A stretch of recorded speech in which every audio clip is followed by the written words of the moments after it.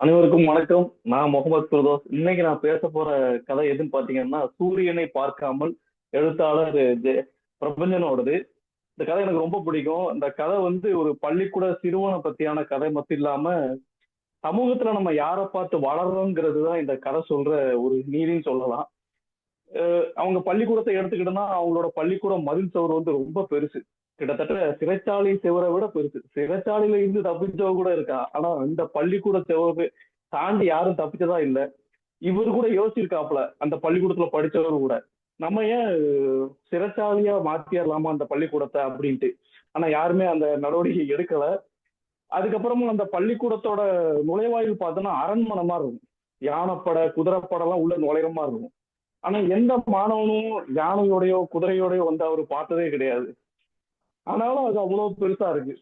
அந்த பள்ளிக்கூடம் மதில் சுவரை சுத்தி பார்த்தோன்னா நிறைய சின்ன சின்ன கடைகள் இருக்கும். இந்த கதை வந்து 1979 நடக்குது. அப்போ இந்த சின்ன சின்ன கடைகள், மாங்காய் பத்து, அந்த உப்பு மாங்காய், இந்த மயிறு மிட்டாயி, இதெல்லாம் விற்கிறவங்க எல்லாம் இருப்பாங்க அங்க சுத்தி, கடைகளை சுத்தி.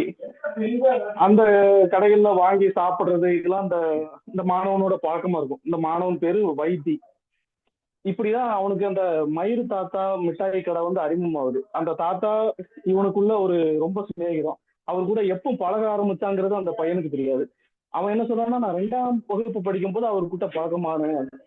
அவர் தான் முதல்ல எனக்கு கடன் வாங்குறதே சொல்லி கொடுத்தாரு. ஒரு நாள் நான் காசு இல்லாம ஆஹ், மயிர் மிட்டாய் வாங்க வந்தேன். அப்ப காசு இல்லைன்னு சொன்னோன்னா, பரவாயில்ல நாளைக்கு தா தம்பி அப்படின்னு சொன்னாரு. அதுக்கப்புறம் எங்களுக்குள்ள நிறைய சிநேகம் ஆயிடுச்சு. அவரு வந்து வெள்ளை உடை போட்டிருப்பாரு. அவரோட முதுகுல மட்டும் அழுக்கு படிஞ்சிருக்கும். அது என்னன்னு பார்த்தோன்னா, அந்த செவுரு மதில ஒட்டியே உட்கார்ந்துருப்பாரு. அந்த மதிலே அவர் தான் தாங்குற மாதிரி அப்படி உட்கார்ந்துருப்பாரு. அதனால அப்படி ஒரு அழுக்கு படிஞ்ச ஒரு இது ஒரு ஒரு ஒரு நேரத்துல எனக்கு வந்து பயங்கரமான காய்ச்சல் ஏற்பட்டு உடம்பு சரியில்லாம நான் எலும்பு தோலுமா ஆயிட்டேன். அப்ப என்ன பாக்குறதுக்கு ஊர்ல யார் யாரோ வந்தாங்க. அந்த நேரத்துல என்ன பார்க்க வந்தது யாருன்னு பார்த்தா மயிறு தாத்தா. வாரத்துல 2 வாட்டி வந்து பார்த்தாரு. பார்த்து என்ன நலம் விசாரிச்சுட்டு போனாரு. அப்பதான் எங்க அம்மா சொன்னாங்க, அவர் வந்து வடக்குல இருந்து வந்தவர். அவர் ஊர்ல நடந்த சாதி கலவரத்துல அவரோட மனைவி குழந்தைகள் எல்லாம் இழந்துட்டாரு. இப்ப அவர் தனியா இங்க வியாபாரம் பண்ணி வாழ்ந்துட்டு இருக்காரு அப்படின்ட்டு. எங்க அப்பா என்னை பள்ளிக்கூடத்துல விட வரும்போதெல்லாம் அந்த தாத்தா கூட பேசுவாரு. அந்த தாத்தா எங்க அப்பாவுக்காண்டியே எழுந்து நிற்பாரு. ஏன்னா உட்கார்ந்துட்டு பேசினா மரியாதையா இருக்காதுல்ல அப்படிங்கிற மாதிரி. என் பள்ளிக்கூட வகுப்புல நான் தான் வந்து லீடர் மாதிரி. எனக்கு அர்ஜுனன் சார் வந்து எனக்கு எல்லாமே தந்து அஹ், அஹ், பள்ளிக்கூட சாவியை தந்து நீ தான் திறந்து எல்லாமே அமைப்பை நீ தான் இது பண்ணணும், ரிஜிஸ்டர் பேப்பர் எடுத்து வைக்கணும், சாப்பீஸ் எடுத்து வைக்கணும், அரேஞ்ச்மெண்ட் எல்லாமே பண்ணணுங்கிறதெல்லாம் கொடுத்தாரு. ஒரு கட்டத்துல எனக்கு என்ன ஆச்சுன்னா, அந்த பள்ளிக்கூட வகுப்பு சாவியை தொலைச்சிட்டேன். தொலைச்ச உடனே எனக்கு பதட்டம் ஏற்பட்டு வீட்டுல முழுக்க தேடுறேன். ஏதாவது கிடைக்குது. பள்ளிக்கூட சாவி கிடைக்க மாட்டேங்குது. கடைசியா போய் என்னடா செய்யறது காலங்கத்தால அப்படி பசங்க எல்லாம் வந்து நிக்கிறாங்க. பிரின்சிபல் முறைச்சு பாக்குறாரு. அப்புறம் அர்ஜுனன் சார்ட்ட போய் நான் சொல்றேன், இந்த மாதிரி பள்ளிச்சாவியை தொலைச்சிட்டேன் சார் அப்படின்ட்டு. அவரு என்ன சொல்றாருன்னா, "டேய், அப்படின்னு பண்றாரு. அந்த மூங்கிற அர்த்தத்துக்கு மடப்பயல, மாங்காய் மடையான, இப்படி பல அர்த்தங்கள் இருக்கு. இப்படி முறைச்சு பார்த்துட்டு நான் சொன்னேன்னு சொல்லிட்டு பியூன் ராமலிங்கத்தை இருந்து ஒரு சாவியை வாங்கிட்டு வான்னு சொல்லிட்டு திறக்க சொல்றாரு. சரின்னு சொல்லிட்டு திறந்து கொடுக்குறேன். அடுத்த நாள் நீ தேடி கண்டுபிடிச்சுவான்னு சொல்றாரு. நான் உண்மையை சொல்லிட்டேன், அது எங்க போச்சுன்னு தெரியல அப்படின்ட்டு. அப்படின்னா அந்த சாவிக்கான காசு 10 ரூபாய் அப்படின்னு சொல்றாரு. 10 ரூபாங்கிறது பெரிய காசு. எனக்கு என்ன பண்ணன்னு தெரியல. எனக்கு பயமாட்டு இருக்கு. அடுத்த நாள் பள்ளிக்கூடம் போகவா வேண்டாமா, பள்ளிக்கூடத்தை விட்டு ஓடிடலாமா, அந்த மாதிரி முடிவு எடுக்கல. என்ன பண்ணன்னு தெரியல. என்ன அப்படின்னு சொல்லிட்டு ஒரு மாதிரி சோகமா இருக்கேன். எங்க அம்மா என்னடா சோகமா இருக்குன்னு கேக்குறாங்க. ஒண்ணும் இல்லம்மா அப்படின்னு சொல்லிடுறேன். காலையில சாப்பிடாம கிளம்புறேன். சாப்பிட்டேன்னு இடத்துக்கு சாப்பிட்டேன்னு பொய் சொல்லிட்டேன். அப்புறம் தாத்தாவை பாக்குறேன். தாத்தா என்னடா சாப்பிட்டியா அப்படின்னு கேக்குறாரு. ஏன் ஒரு மாதிரியே சோகமா இருக்க, காசு இல்லையா, நாளைக்கு தான் பரவாயில்ல அப்படின்னு சொல்றாரு. அப்புறம் எனக்கு தாரத்தாரையே அழுகு வந்துருச்சு. அழுதுகிட்டே, தாத்தா அந்த மாதிரி சாவியை தொலைச்சிட்டேன், 10 ரூபாய் கேக்குறாரு அப்படின்னு சொன்னேன்.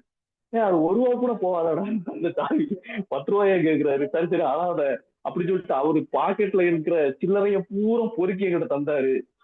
அந்த சாவியை தான் அந்த அர்ஜுனன் சார்ட்ட கொடுத்தேன். அந்த காசை தான் அர்ஜுனன் சார்ட்ட கொடுத்தேன். அதுக்கப்புறமா அவர் ஒரு சாவி தராரு. அந்த சம்பவம் சொல்லும்போது இடையில எங்க பள்ளிக்கூடத்துல வந்து படிச்சு முன்னே தான் நிறைய பேர் வருவாங்க. வந்துட்டு நான் வந்து அந்த இடத்துல உட்காந்து படித்தேன். அந்த மரம் இப்போ வந்து வகுப்பறையா மாறி இருக்கு. இங்க இந்த வாத்தியார் அடிச்சனாலதான் நான் இன்னைக்கு இவ்வளவு தூரம் முன்னேறி இருக்கேன். அன்னைக்கு ஃபாதர் பீட்டர் மட்டும் என்னை வந்து திட்டலைன்னா நான் இந்த வாழ்க்கையில இவ்வளவு நிலைமைக்கு நான் வந்திருக்கவே மாட்டேன் அப்படிலாம் சொல்றவங்க இருக்காங்க. ஆனா யாருமே வெளியில ஒரு தாத்தாட்ட நான் மயிர் மிட்டாய் வாங்கி சாப்பிட்டேன், சந்தோஷப்பட்டேன் அப்படின்னு சொல்றத யாரையுமே நான் பார்த்தது கிடையாது. அது ஏன்னு எனக்கு தெரியல அப்படின்னு அந்த கதையில இவர் சொல்லுவாரு.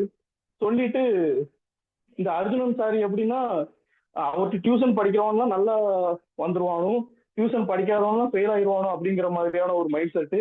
அதே மாதிரி கிளாஸ்ல யாராவது புடவை கடைக்காரரு, பழத்திற்கு கடைக்காரர் இருந்தனா அந்த கடைக்கார பசங்களெல்லாம் பிடிச்சி வச்சிருப்பாரு. அங்க ஓசில ஏதாவது வாங்கிக்கலாம்ல, அந்த மாதிரி ஒரு கேரக்டர் அவரு. இப்படிப்பட்ட ஒரு வகுப்பறை, இப்படிப்பட்ட ஒரு பள்ளிக்கூடம், இப்படிப்பட்ட ஒரு மாந்தர்கள்லாம் இருக்கிற ஒரு இடத்துல இந்த பையன் வளர்ந்து இன்னைக்கு அந்த அந்த பையனோட பையனை அதே பள்ளிக்கூடத்துல இவர் சேர்த்துட்டு அலுவலகம் போறாரு. அப்போ சூரியன் ஆகா மின்னுது. ஆனா எல்லாருமே தார் ரோட்டை பார்த்து தான் நடக்கிறாங்க. ஏன் யாருமே சூரியனை பாக்குறது கிடையாதுங்கிற மாதிரி கதையை முடிக்கிறாரு. இங்க என்னன்னா நம்ம எல்லாருமே வந்து எப்படின்னா மதில் சுவருக்குள்ள இருக்கிற பள்ளிக்கூடத்துல இருந்து நம்ம நிறைய மாதிரியான மாறல்கள், நிறைய விழுமியங்கள் எல்லாம் கத்துக்கிறோம்னு நம்ம நினைச்சிட்டு இருக்கோம். ஆனா வெளியில உள்ள எளிய மனிதர்கள், நமக்கு அறிமுகமாகிற சின்ன சின்ன மனிதர்கள் தான் நமக்கான நேர்மை, அறிமுகம், நிறைய நல்ல நல்ல விஷயங்கள், அதாவது விடாமுயற்சி, உண்மையா இருக்கிறது எப்படி அப்படிங்கிறதே கத்துருவாரு. நான் அப்படி நிறைய மனிதர்களை பார்த்திருக்கேன். ஒரு ஆள் என்கிட்ட, நான் முன்னாடி கடை வச்சிருக்கும் போது ரீசார்ஜ் பண்ண வருவாரு. அவர்கிட்ட நீங்க கொத்தனாரான்னு கேட்டா போறோம், இல்லப்பா நான் சித்தாள் தான்பா, எனக்கு தெரியாத வேலையெல்லாம் சொல்ல மாட்டேன், நான் உண்மையா தான் சொல்லுவேன், எனக்கு கொத்தனார் வேலைலாம் வராது அப்படின்னு சொல்லுவாரு.